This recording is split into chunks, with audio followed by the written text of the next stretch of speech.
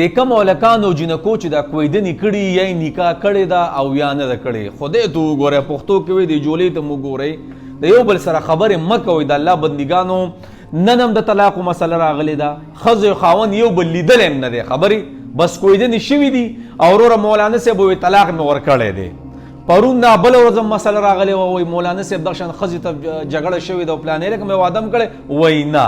ګوره هر کله چې ای خاص هلکه تا ته وایم چې نکاح دې کړې ده او رخصتي دې نه ده شوي برای مهرباني خبرې ورسره ډېرې مه کوه دا ستا ښځه ده خو دنیوي اعتبار سره خو لا نه ده فلحال که نه رخصتي نه ده شوي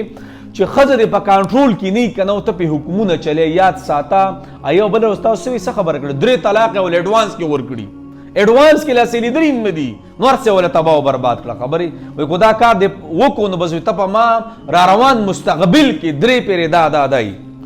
نو جینې هم جړله او هغه هلک هم بیا جړل اوس سار راته رنګ وشو سارې وایي مولانا صاحب د ښځې سره مې لکه مې واده دې کړی خو نه وایي نه مې دی کړی وایي صرف کویدن مې شوی هغوی پکې اړو نکاح هم نه و کړی مې دا غوسته دپاره نامحرمه ده ته ورسره خبرې ولیکې تاسو نکاح نه ده شوي بس دا خبرې هم کړي دي بس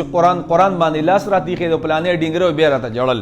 نو د الله بندګانو هر هغه چا یو خو د ټول نه مخکې چې نکاح وکړئ کویدن وکړئ د سر پکې ټیم مه ورکوئ پردی تورسرې په کور مه بندوئ چې په کلونو بیا ناست دی او د هلک او جنې د یو بل سره خبرې اوس خو د موبایل دي نو عموما په سلو کې 50% د رشتې په اډوانس ته طلاقونه ورکړی کړي یو بل نو مهرباني وکړئ چا چې دا کویدنې کړي یا نکاح کړي ورسره او رخصتي نه وي شوي رخصتي به معنی واده نه وي شوی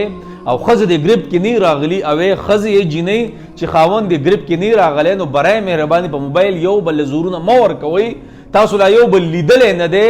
د یو بل نم یو قسم لا هغه خوند نه دی اغستی او د هغې نه په اډوانس کې تاسو یو بل له طلاقونه ورکوئ او چې د اوس نم دا توړ رالی یاد ساته مستقبل هم تباه و بربادي نو برای مهرباني د وخت نه مخکې یو بل سره خبرې مه کوئ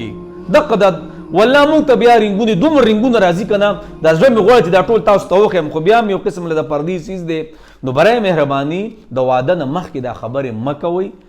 بس چې کله واده وشو د هغې نه پس د ښځه ګریپ کې ټوله راله بیا به حکم چلاوه که نه الله دې بس موږ ماف کړي